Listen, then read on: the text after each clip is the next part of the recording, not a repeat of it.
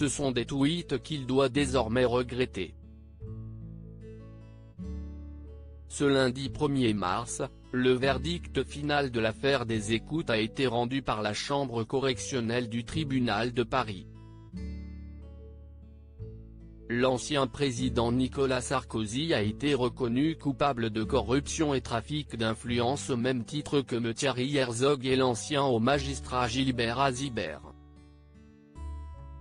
Tous les trois ont écopé d'une peine de 3 ans de prison dont 1 an ferme.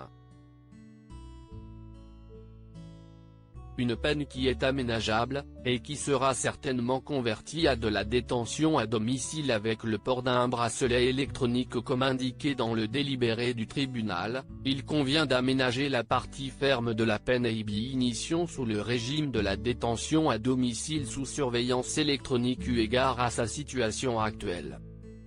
De quoi faire les bons comptes de Nicolas Sarkozy, lui qui n'a pas toujours été favorable à l'aménagement des peines.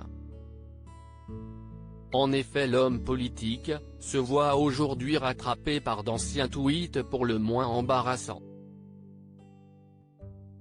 Comme relevé dans l'émission Quotidien de ce lundi 1er mars, Nicolas Sarkozy s'était prononcé en 2012 et en 2015, dans une série de tweets contre l'aménagement des peines supérieures à 6 mois, « Je souhaite qu'il n'y ait pas de mesure d'aménagement de peine pour les peines supérieures à 6 mois » écrivait-il, ou encore « Il faut que les peines soient exécutées. La non-exécution des peines, si est-il impunité ?» Un avis très tranché alors qu'il va lui-même pouvoir bénéficier de cette mesure prévue par la loi française.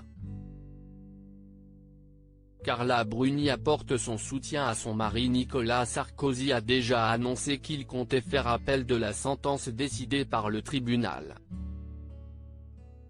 Il peut compter sur le soutien de son épouse Carla Bruni qui a réagi au jugement du père de sa fille Giulia avec émotion. Quel acharnement insensé, mon amour @ Nicolas Sarkozy. Le combat continue, la vérité fera jour # injustice a-t-elle écrit en légende d'une photo où elle apparaît complice aux côtés de son mari, publiée sur Instagram. L'ancien chef de l'État va encore avoir besoin de soutien puisqu'il a encore rendez-vous avec la justice le 17 mars prochain, cette fois-ci dans le cadre du procès de l'affaire Big Malion.